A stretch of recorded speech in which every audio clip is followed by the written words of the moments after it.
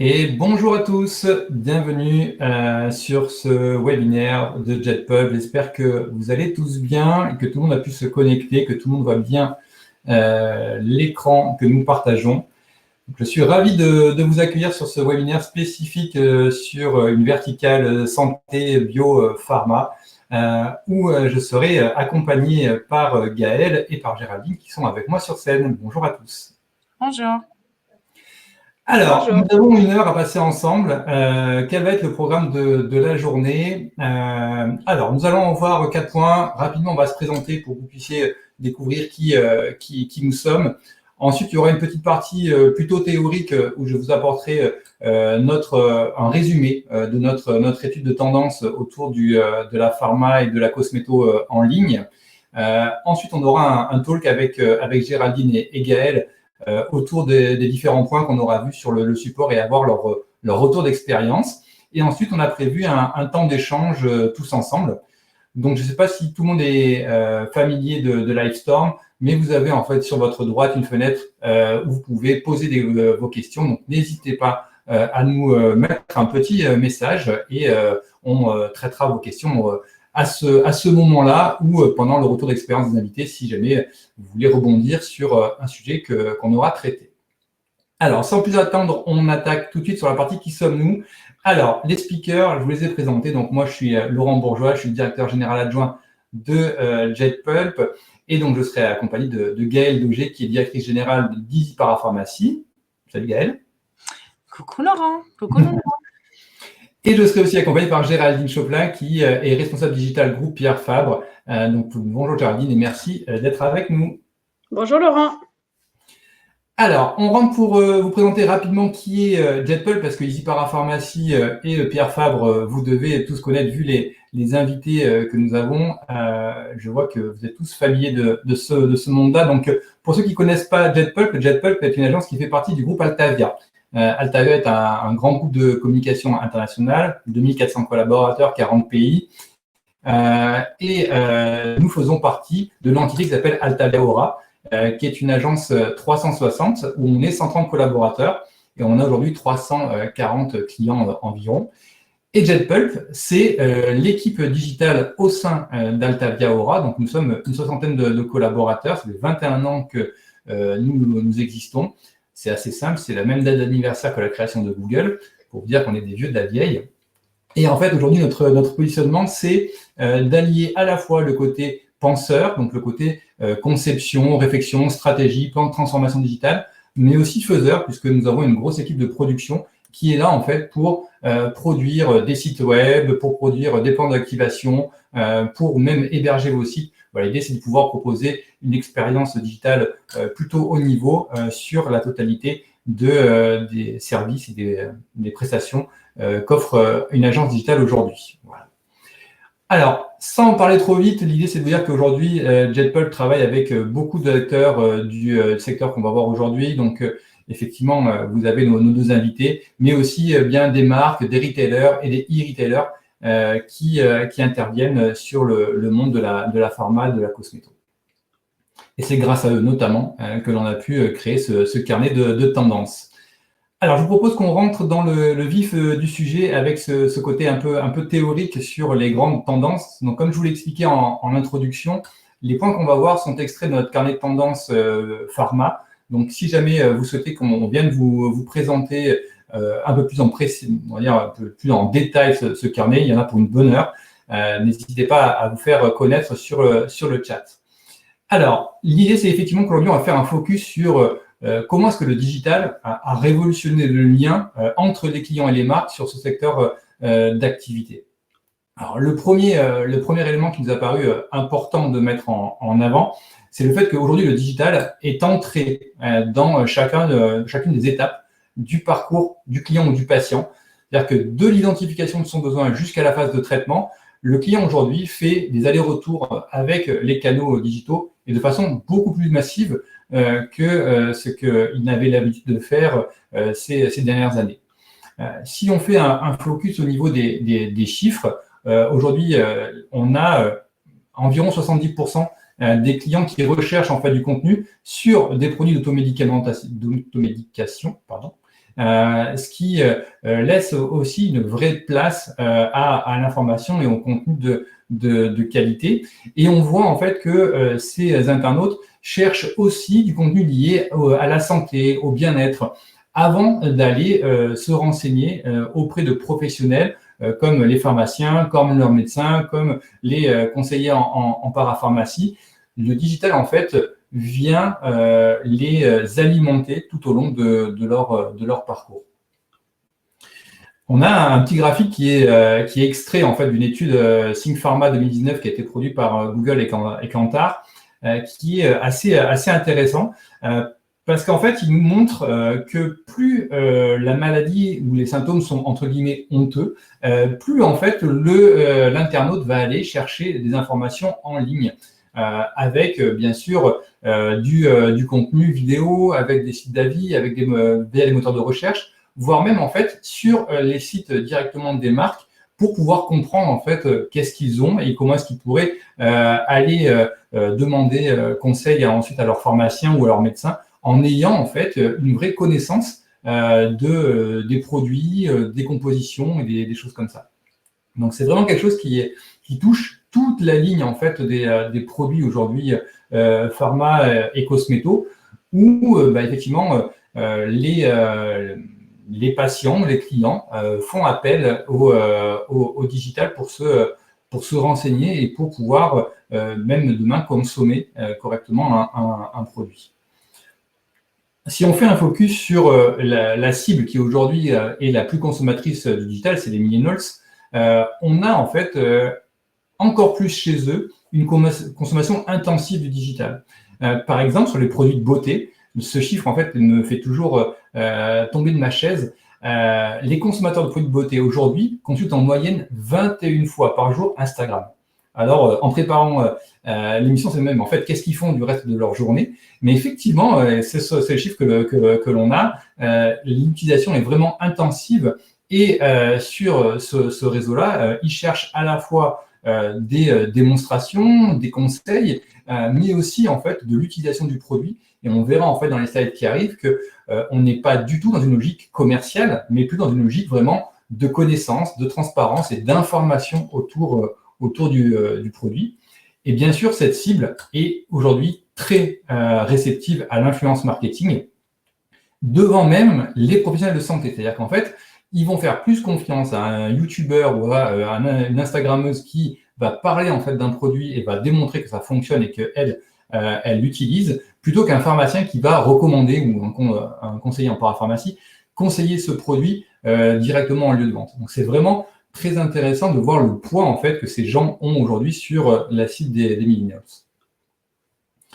On a aussi, ici, vous aurez le support à disposition à la fin du webinaire, mais je ne vais pas rentrer dans tous les détails parce qu'on a plein de choses à raconter, donc on va essayer de faire un peu synthétique. Mais aujourd'hui, si on regarde sur cette cible-là, les attentes en fait de ces gens, on a en fait 4 grandes thématiques. Effectivement, la proximité avec les marques, la transparence sur la conception du produit, sur les composants, sur tout ce qui va être même lié au CSE, donc RSE, pardon, CSE, RSE, la responsabilité sociale de l'entreprise au global. Ils vont chercher aussi des interactions avec la marque pour pouvoir échanger, pour pouvoir confronter des avis, des opinions et avoir en fait des feedbacks sur la marque, sur les produits. Et ils vont chercher aussi à s'engager. Donc en fait, ils veulent en fait que les marques aient des principes, les mettent en avant et qui se retrouvent en fait dans ces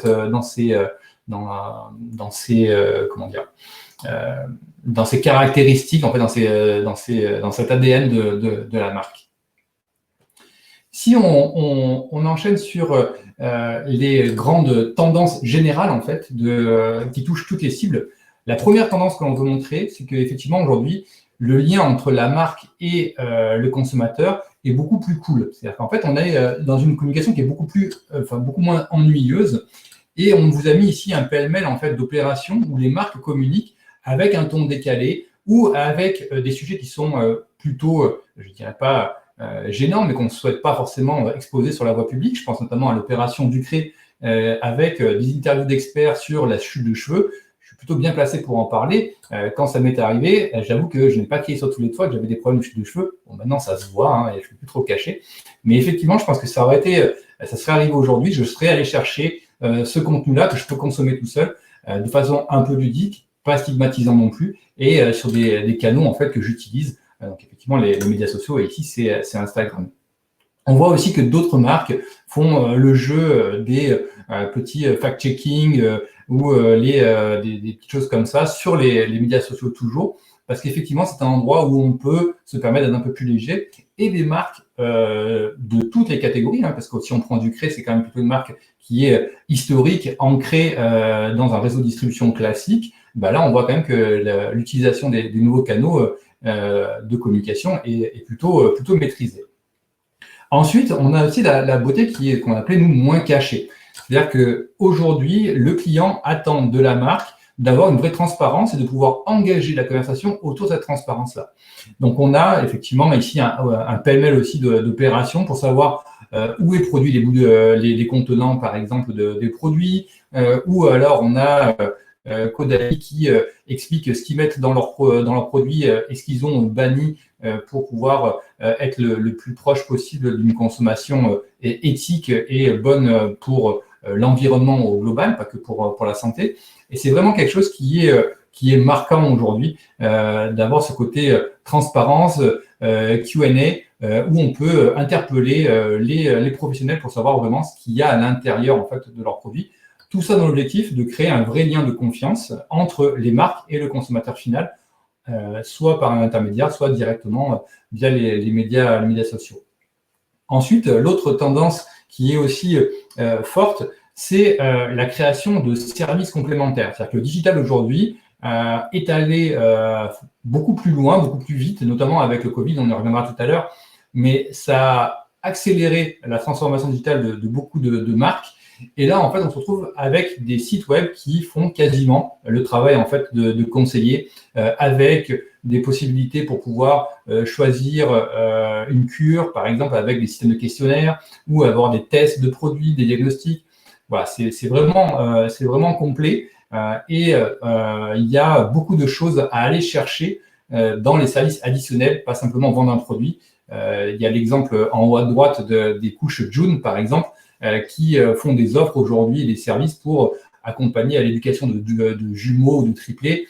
Voilà, c'est assez intéressant dans la logique pour dépasser de simples logiques de relations commerciales entre la marque et son client final.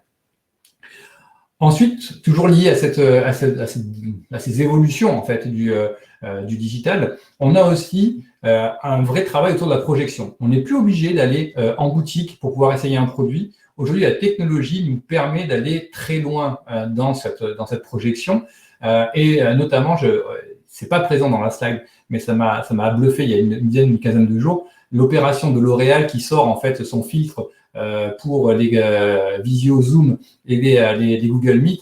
Ouais, c'est super bien fait, dans l'exécution c'est top et en plus ça marche super bien et on voit vraiment qu'on pourrait pousser très loin cette logique-là, montrer en fait les bienfaits d'un produit cosméto notamment grâce à la création de filtres Instagram, Snapchat ou voire même maintenant sur les outils de visioconférence. Ensuite, un point aussi qui est devenu très important, c'est que la marque se doit d'être ce qu'on appelle nous une marque média. C'est-à-dire que les consommateurs aujourd'hui ne cherchent pas qu'une simple relation commerciale, qu'elle soit avec la marque productrice du produit, voire même en fait l'e-retailer ou le retailer. On y reviendra tout à l'heure avec Gaël, mais vous avez l'exemple à droite du laboranthème d'Easy Parapharmacie, où on a créé une vraie zone avec les équipes de Gaël, dans laquelle vous avez du contenu de très haute qualité pour pouvoir savoir dans votre produit s'il y a du zinc, c'est quoi le zinc, à quoi ça sert, c'est quoi les composants, et vraiment avoir, au-delà d'une simple listing de produits et de cross-sell et de promotion, un vrai apport qualitatif en fait de produits. Et on l'a pas fait juste parce qu'on aime bien faire ça, on l'a fait parce que les consommateurs finaux attendent ça d'une marque, qu'elle soit marque productrice de produits ou directement marque retailer.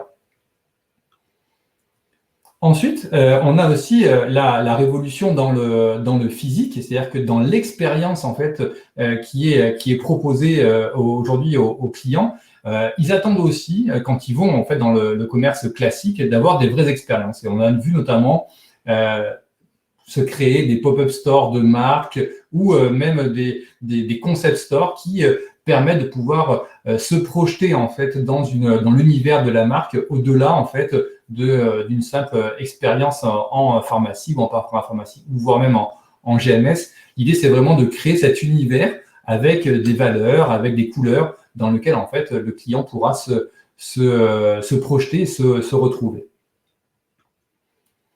Ensuite, autre grande tendance, et on va en parler sur plusieurs slides, c'est le côté ambassadeur. Et c'est le côté, en fait, influence marketing qui est aujourd'hui très présent. On l'a vu en introduction. Là, vous avez les exemples des différentes marques. On a, par exemple, la marque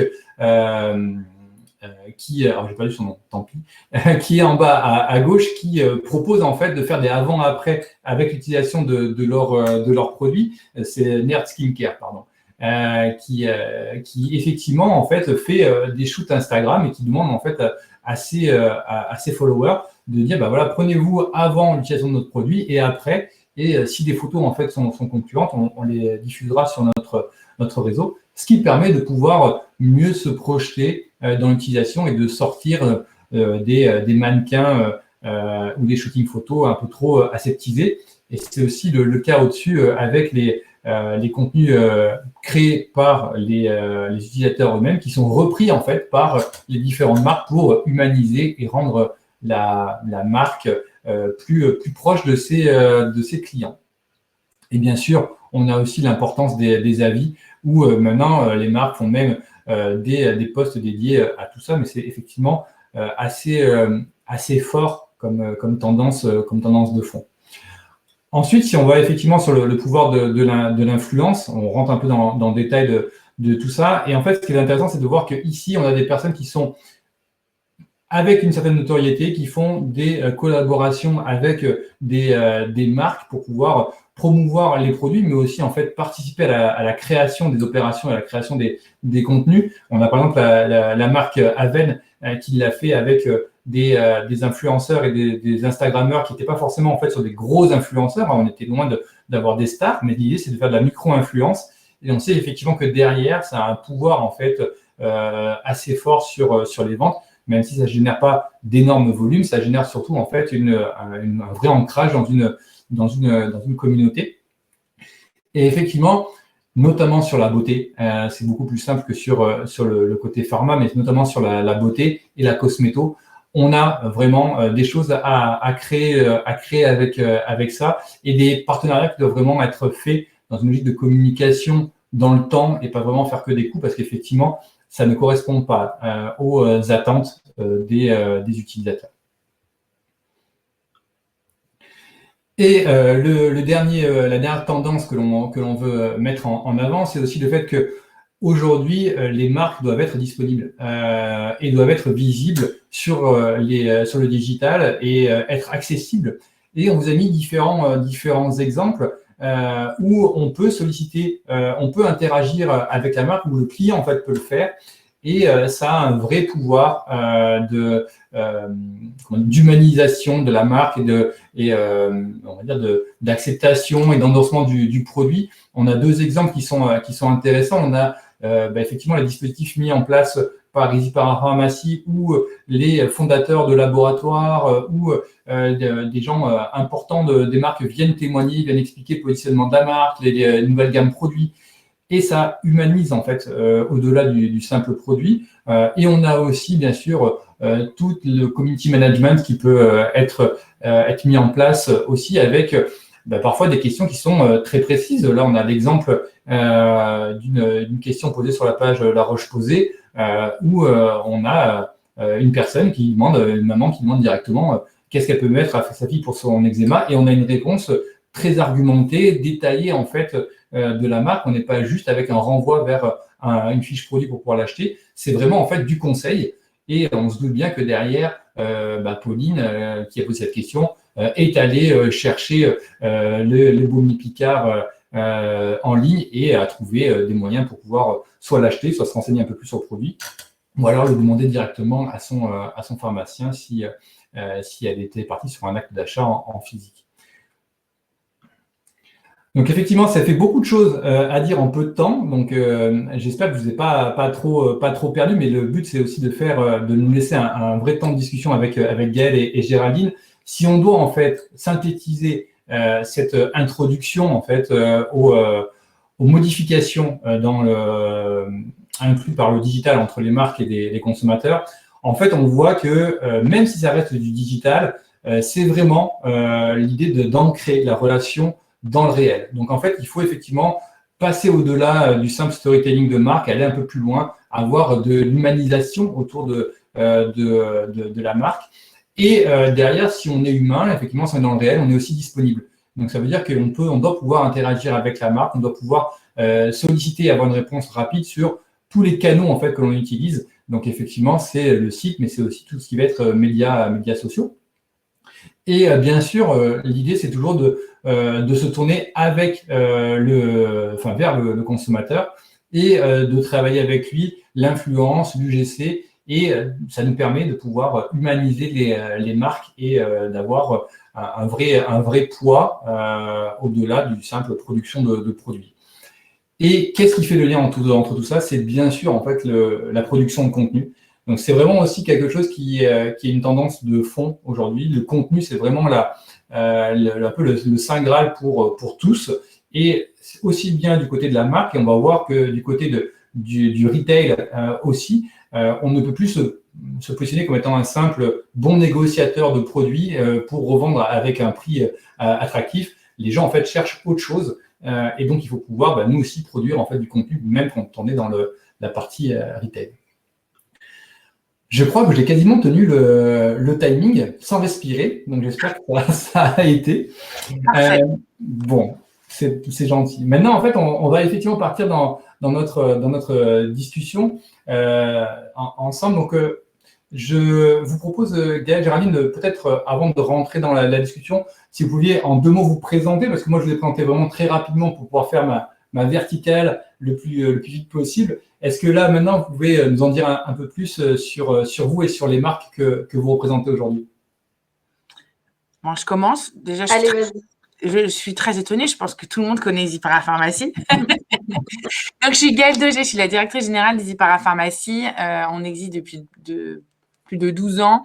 On référence beaucoup de produits et on a plus de 20 000, on a plus de 600 marques et on est plutôt des produits de parapharmacie à distance. Voilà.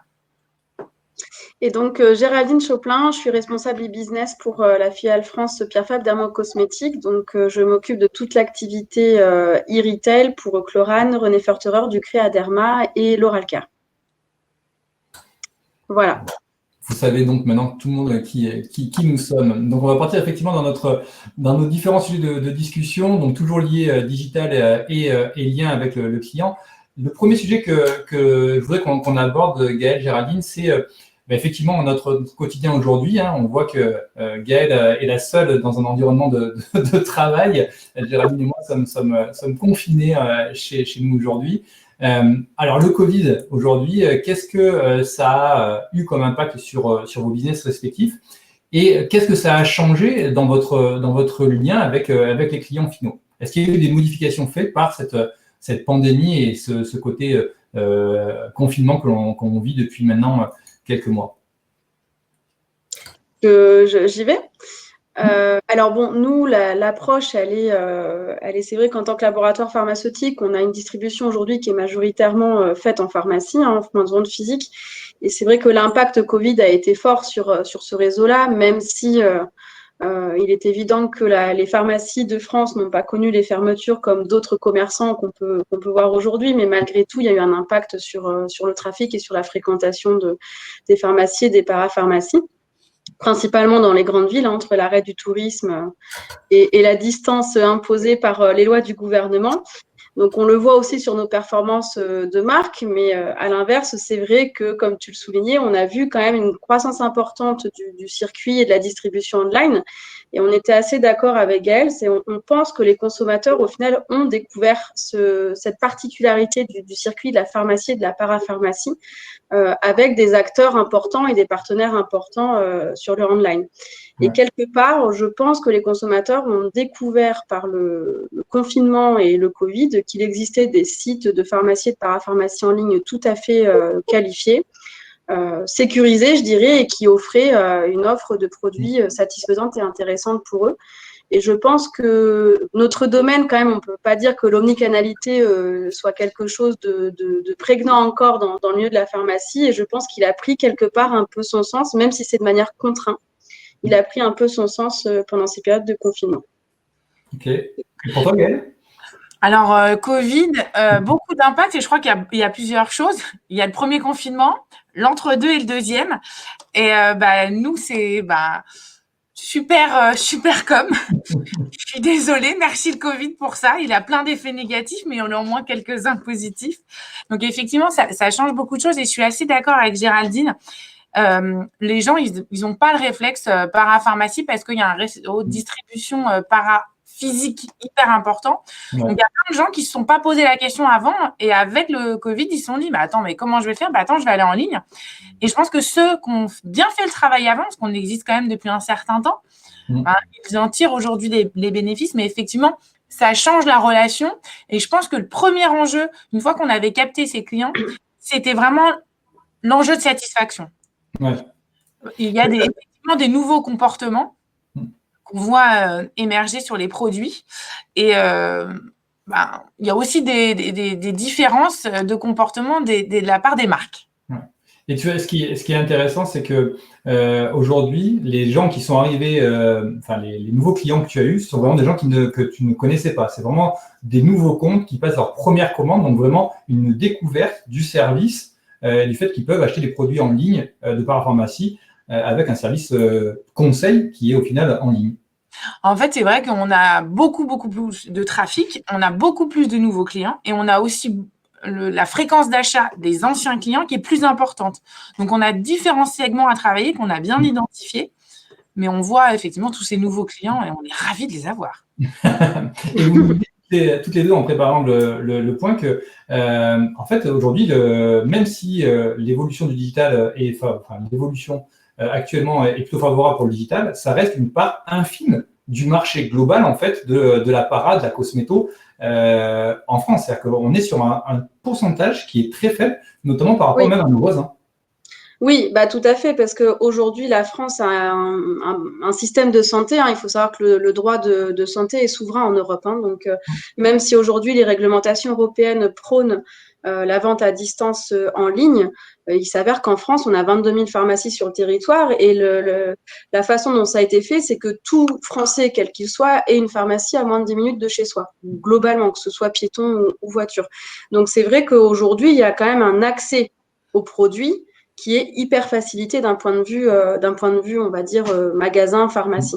Donc, c'est vrai qu'il y a un besoin qui est différent. Si on prend l'exemple de l'Allemagne ou du UK, on n'est pas du tout sur les mêmes parcours de soins. Et là, on a une part de para et de pharmacie, même de pharmacie en ligne, qui frôle les 25% du business global. Nous, en France, avant Covid, les chiffres s'entendaient, on va dire, entre 4 et 6 points. Bon, là, on n'a pas trop encore de données. Je pense que Gaëlle pourra peut-être compléter, mais ça a certainement augmenté, mais on n'est pas sur des… toujours on n'est pas sur une pénétration forte, très clairement. Effectivement, c'est totalement ça, les chiffres, je suis complètement raccord avec toi. On les estimait avant le Covid à 5%. Là, c'est encore un peu tôt pour avoir les chiffres. Par contre, il y a un nouveau comportement qu'on voit au niveau des marques, des produits. C'est qu'en France, effectivement, le système de santé tel qu'il est et on a quand même de plus en plus de médicaments qui sont déremboursés. Et en fait, on se retrouve avec des comportements de gens qui, avant, ils étaient plus dans « je suis malade, je vais me soigner ». Maintenant, c'est « attention, il ne faut pas que je tombe malade ». Et c'est ce qui s'est passé pendant le Covid. Le « attention, il ne faut pas que je tombe malade », on s'est retrouvé avec une très, très forte demande de produits de compléments alimentaires, d'immunité. Et là, on s'aperçoit que ce sont des comportements qui continuent. On arrive dans l'hiver, on va peut-être soigner d'autres maux. Et ça, c'est des choses vraiment qui changent. Et du coup, les marques, elles font attention à ce genre de comportement. Ouais. C'est très bon, très bon enchaînement, puisque le deuxième sujet, c'est effectivement au-delà en fait du contexte particulier qui est le Covid. Quelle est l'évolution, parce que vous travaillez depuis longtemps ensemble toutes les deux, et quelle est l'évolution que vous avez eue entre la relation entre la marque et le e-retail? Parce qu'effectivement, on a l'impression que en fait, le e-retailer, il est là pour acheter des produits, il les revend et faire une marge au milieu, ok, très bien. La marque, elle cherche à être distribuée le plus massivement possible, très bien. Mais en fait, aujourd'hui, et pour travailler avec vous au quotidien, il y a quand même quelque chose qui a changé. On est très loin de cette relation qui est simplement client-fournisseur. C'est vrai que ça a quand même changé. Alors, de manière générale, pas forcément pour Pierre Fabre, mais avant, on était plutôt sur… il y a la théorie. Donc, on avait une direction générale qui disait aux équipes, faut aller sur le e-retail. On a créé des services spécifiques e-retail. Faut y aller. Là, en fait, on est passé de la théorie à la pratique. C'est que finalement, les marques, elles se sont retrouvées, ok, il y a quasiment plus de fréquentation dans les pharmacies qui pourtant sont ouvertes. Comment on fait? Donc, ça a été parfois opportuniste, mais c'est plutôt une bonne chose d'être réactif. Et les marques, pour moi, elles se sont adaptées et elles se sont réinventées. Et je pense, Géraldine, on peut citer l'exemple du live qui a été fait sur Ducret sur nos réseaux sociaux, où en fait, on a allié la force de la marque avec la force d'EasyParapharmacie, c'est-à-dire que l'expertise de la marque, l'expertise produit, avec un rendez-vous sur nos réseaux sociaux, sur Instagram, où on avait de notre côté une journaliste EasyParapharmacie qui est en train de regarder ce webinaire d'ailleurs, et qui a animé avec une marque, donc Ducret en l'occurrence, des questions sur une thématique avec des super résultats. On a eu énormément de participation. Il faisait partie à peu près des premiers lives qu'on a fait. Et c'était génial après de voir l'engagement des consos qui, pour le coup, ont posé des questions et surtout, après, nous ont dit, merci de vos conseils, j'ai acheté. Et on a eu des photos de gens, je vous montrais leurs commandes, merci pour le live. Et c'est vraiment comme ça, je pense qu'on change l'expertise de la marque alliée avec notre force parce que on est capable de vendre des produits. Et ça fonctionne bien. Et je pense que c'est une des choses qui fonctionne le mieux. On est passé de la théorie à la pratique. Ouais, je suis assez d'accord parce que c'est vrai que globalement, on était tous… je pense que je vois qu'il y a quelques laboratoires qui nous écoutent. Je pense qu'on avait tous pris conscience que ce canal était un canal de toute façon de croissance et d'avenir. Et le Covid n'a fait qu'accélérer les décisions qui avaient été déjà prises. Alors, accélérer vraiment en moins de 2 mois, ça a été très impactant. Mais je pense que malgré tout, les comportements ont changé, autant côté fournisseur que côté consommateur, c'est très clair. Et on a pu aussi constater, et ça a été de l'opportunisme, comme le dit Gaëlle, parce que les effets barrières, le stress instauré par les confinements, le Covid, a fait émerger des catégories aussi sur nos partenaires et sur nos produits. Où on s'y attendait pas forcément non plus, parce qu'il y a eu des besoins d'achat nouveaux par rapport à cette situation-là. Ce qui nous a permis aussi de travailler des conseils produits, notamment pour les mains, pour le port du masque, pour le stress aussi. Il s'avère que la catégorie, je pense Gaëlle va le confirmer, capillaire a explosé pendant le confinement. Et c'est vrai que c'est pas une catégorie en temps normal que les gens recherchent le plus. Ouais. Donc c'est vrai que ça a été assez révélateur de pas mal de choses au final et effectivement d'opportunités où on a pu après derrière communiquer et avoir quelque part des performances, alors certes qui ne compensent pas la baisse de fréquentation du physique, mais qui quand même montrent que, comme un peu un incubateur au final quand on est en mode laboratoire sur un projet, quoi. Il y a un accélérateur assez important sur ces enseignements-là. Ouais, ça veut dire qu'en fait, aujourd'hui, vous construisez quand même ensemble, vous êtes quand même très réactifs pour construire un plan média, un plan d'activation commerciale co-construit. C'est-à-dire qu'en fait, c'est pas la marque qui descend et dit tiens, la semaine prochaine, on communique sur tel produit en national, donc merci de relayer cette campagne sur votre site. Mais c'est vraiment une logique de co-construction, de dire ok, on va monter des opérations ensemble pour pouvoir allier l'audience d'EasyParapharmacie, la notoriété, la qualité des contenus proposé par Pierre Fabre. Et d'ailleurs, vous mixez tout ça pour créer une opération, bon, pas contre vous, il y a aussi d'autres retailers potentiellement, mais vous créez ces opérations-là pour allier les deux forces, entre vous, quoi. Très bien. Non, c'est vachement intéressant et ça fait un peu le lien aussi avec notre sujet suivant. C'est qu'en fait, tout ça aujourd'hui, c'est aussi, ça doit avoir un impact sur le client final, puisque c'est quand même le lien qu'on cherche à retisser. Donc, on voit que aujourd'hui, entre le retail et la marque, les relations sont plus fortes et sont plus proches.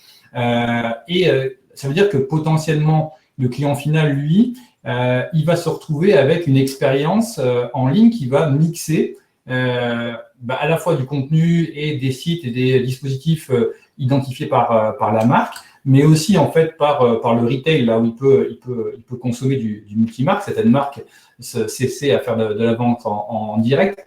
Mais aujourd'hui, est-ce que ça veut dire que le mix parfait, c'est quand même d'avoir du contenu de la marque hébergé sur le site. Enfin, comment est-ce que vous arrivez à organiser en fait tout ça dans l'expérience pour le client final?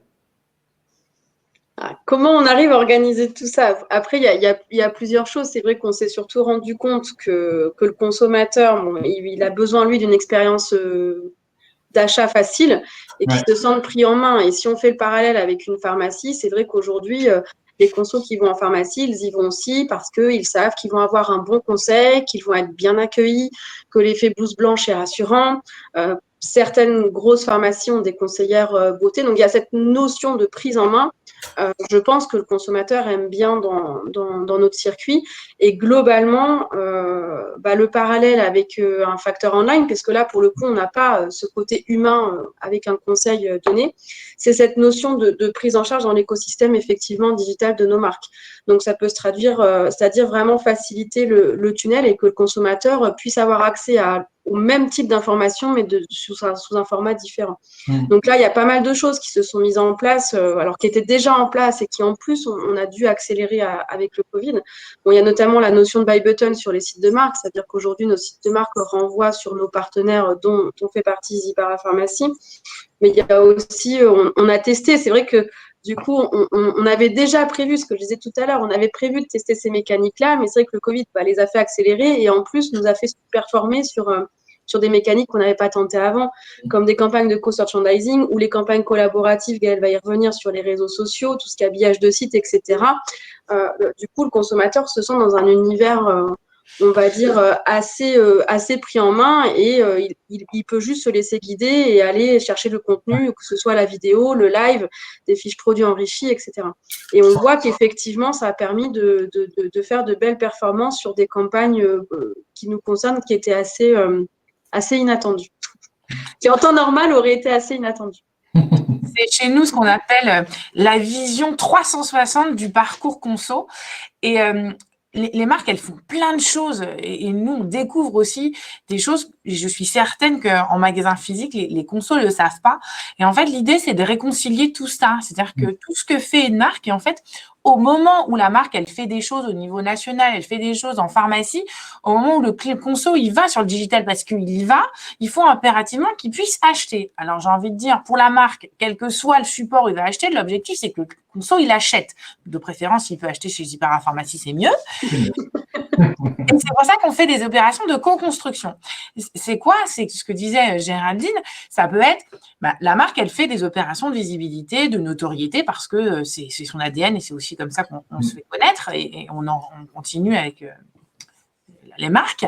Et en fait, on transforme ces opérations-là en des opérations 360. Ce que disait Géraldine, des habillages de sites. Et en fait, avant, ces habillages de sites, ils renvoyaient des sites de marque. Ces sites de marque avaient peut-être des buy buttons. Bon, chez Pierre Fabre, il y en a, parfait. En fait, parfois, on coupe des circuits pour que ce soit beaucoup plus fluide et on envoie directement chez des e-retailers, alors Easy Parapharmacie ou d'autres. Mais l'idée, c'est d'avoir vraiment, le conso, il cherche, il voit et ensuite, il arrive chez un e-retailer et il peut acheter ses produits. Et vraiment, c'est cette idée de construire ça ensemble avec des espaces de marque dédiés. On parlait de Ducret tout à l'heure. L'espace de Ducret, il est vraiment super. On s'y retrouve, on apprend des choses. Il y a du contenu dessus. Bien sûr, il est unique, forcément. Et c'est ce que le ils cherchent et on retrouve ça sur les réseaux sociaux, sur le site, avec des opérations globales. Voilà, on couple la notoriété avec des opérations qui sont héroïstes. Et puis, ce qu'il y a de bien aussi pour les marques, c'est que quelque part, elles n'ont pas forcément des budgets supplémentaires à aller chercher. C'est juste l'utilisation des budgets qui est faite différemment. Et tout ça pour réconcilier finalement l'ensemble des opérations qui sont faites.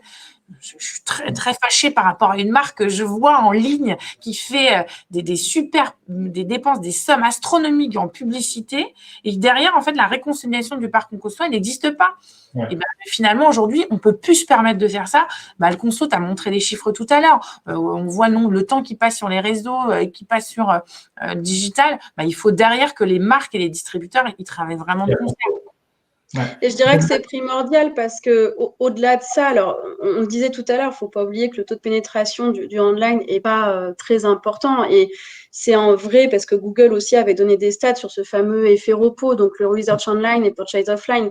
Même si tout ce qu'on fait aujourd'hui avec les retailers, même si la conversion n'est pas est liée, mais quoi qu'il arrive, c'est que derrière, on peut faciliter potentiellement un achat en pharmacie, et ça, faut pas l'oublier. Et c'est quand même souvent mis de côté, c'est que malgré tout, c'est travailler la notoriété de la marque, malgré tout, c'est travailler un parcours consommateur. Google estimait quand même qu'il y avait plus de 57% des consommateurs qui faisaient des recherches sur Google, qui s'alimentaient sur des sites, que ce soit retailers, sites de marque, réseaux sociaux, achetaient malgré tout en magasin après derrière, tout circuit confondu. Donc ce chiffre, il est très important en France encore aujourd'hui, et il faut pas pour moi, ça alimente tout, ça alimente vraiment une omnicanalité globale. C'est tu touches le consommateur là où il est. Et ça veut dire aussi que, Gaëlle, de ton côté, ce qui est le grand défi que tu as au quotidien, c'est de pouvoir proposer une expérience Easy Parapharmacie, mais qui, au final, est un agglomérat de petites expériences de marque. C'est-à-dire que quand je vais chez Ducré, je dois avoir du contenu maîtrisé, professionnel comme l'est Ducré, un environnement propre à Ducré, sans me dire que j'achète chez Ducré. J'achète bien chez une parapharmacie avec le ton, le conseil. Donc, c'est aujourd'hui, ce que moi je trouve vachement intéressant dans ce que l'on vit au quotidien, c'est votre capacité à proposer une expérience Easy Parapharmacie qui soit unique, mais qui soit en fait avec des bouts d'ADN de chacune des marques dans le fil en fait d'expérience. C'est tout à fait ça. Et c'est vraiment de récupérer l'ensemble des informations auxquelles on a accès. On n'est plus sur, il y a 5 ans, où je dis, je vais sur Internet, je sais rien. Non, j'ai quand même une discussion avec le client. On a des chats de conseils produits. Aujourd'hui, on est présent sur les réseaux sociaux. On fait énormément de campagnes d'influence, même en tripartie avec une marque, nous et l'influenceur. Donc, c'est vraiment l'idée d'avoir une expérience globale sur Easy Parapharmacie, parce que quoi qu'il arrive, on convertira toujours mieux qu'une marque. Et ça, on ne pourra pas l'empêcher. Et c'est une très bonne chose. Et moi aussi, ce qui me dit que ce qu'on fait, on le fait bien, et on le fait aussi bien avec les marques, c'est que finalement, on a des croissances au mois de novembre qui sont nettement supérieures aux croissances qu'on a eues lors du premier confinement. C'est-à-dire que tout ce qu'on a fait dans le premier confinement, avec toutes les problèmes logistiques et transports qu'on a eus, finalement, on s'en sort super bien. Alors, j'imagine que c'est pareil pour mes concurrents, mais aujourd'hui, on est là pour parler de nous. Au mois de novembre, ça continue et ça surperforme par rapport à ce qu'on a fait précédemment. Ça veut dire que l'ensemble de travailler avec les marques, travailler ensemble, en fait, ça fonctionne et ça performe. C'est plutôt un bon sujet pour passer sur l'avant-dernier sujet de discussion qu'on a ensemble. C'est effectivement dans mon discours et dans notre carnet de tendance, on a un vrai impact de l'arrivée des DNVB sur vos marchés. Alors aujourd'hui, ces DNVB, comment est-ce que vous les voyez? Parce qu'en fait, elles viennent à la fois manger du côté du e-retailer avec la distribution en direct de produits, une expérience qui est plutôt qualitative, mais aussi elles viennent perturber des marchés historiques sur des produits cosmétos et ainsi de suite. Donc, votre vision par rapport au DNVB, c'est quoi? Danger, pas danger?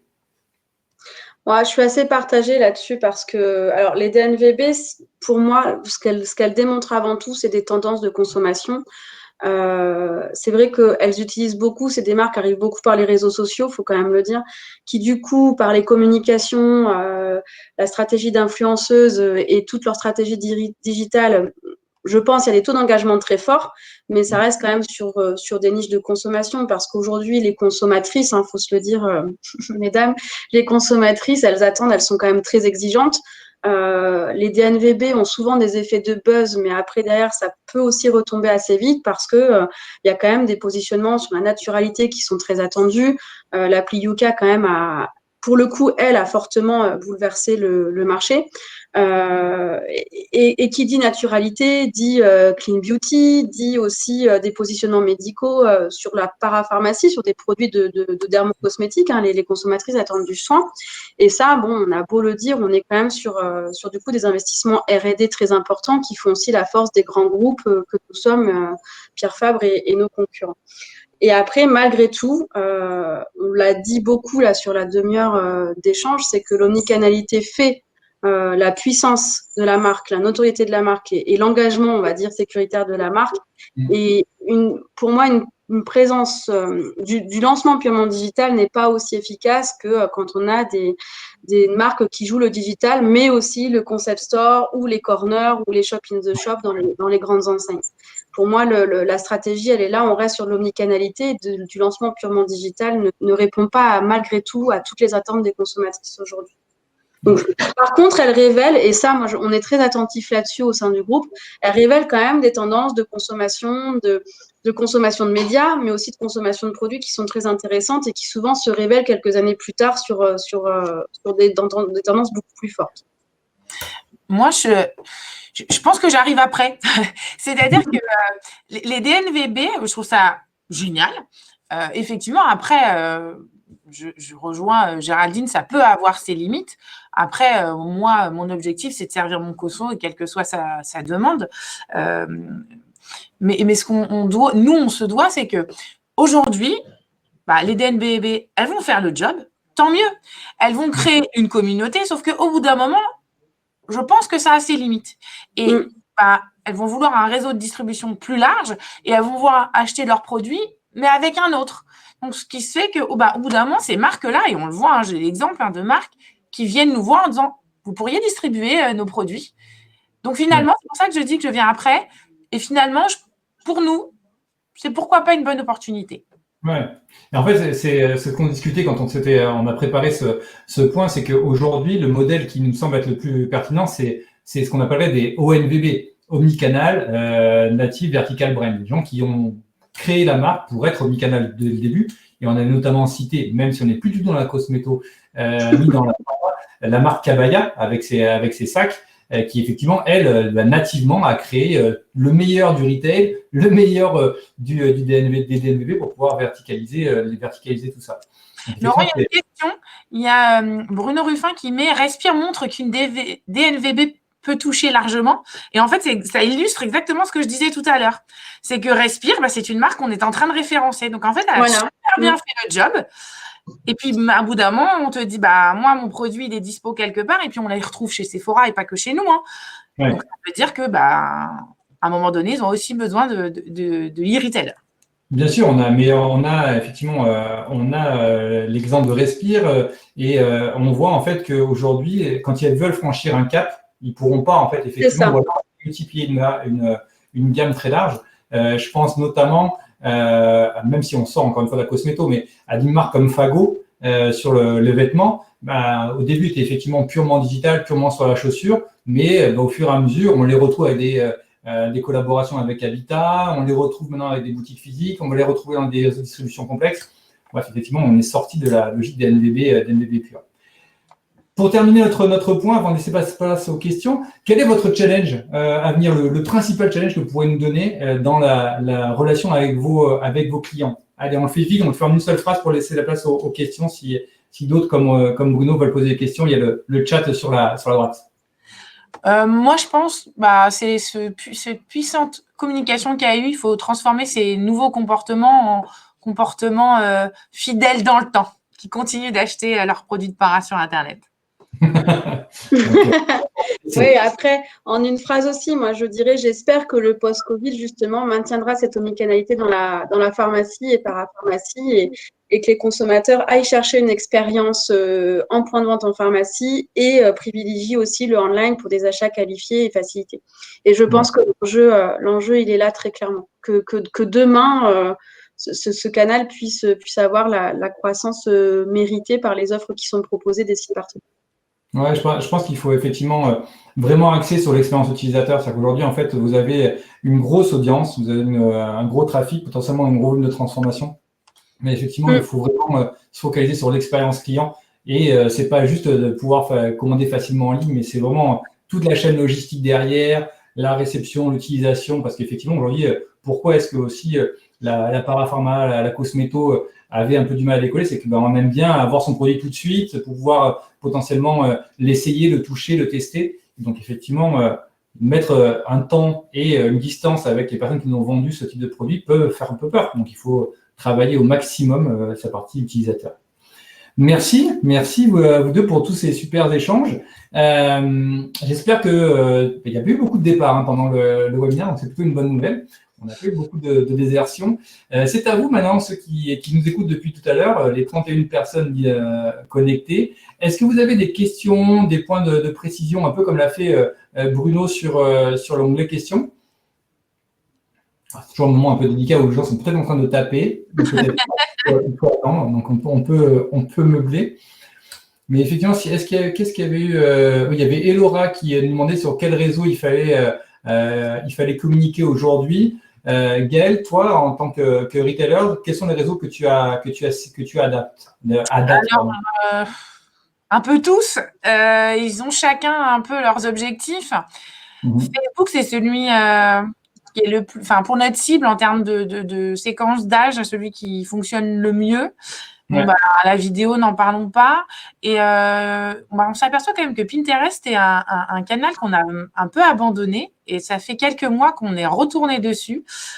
Et les performances sont dingues.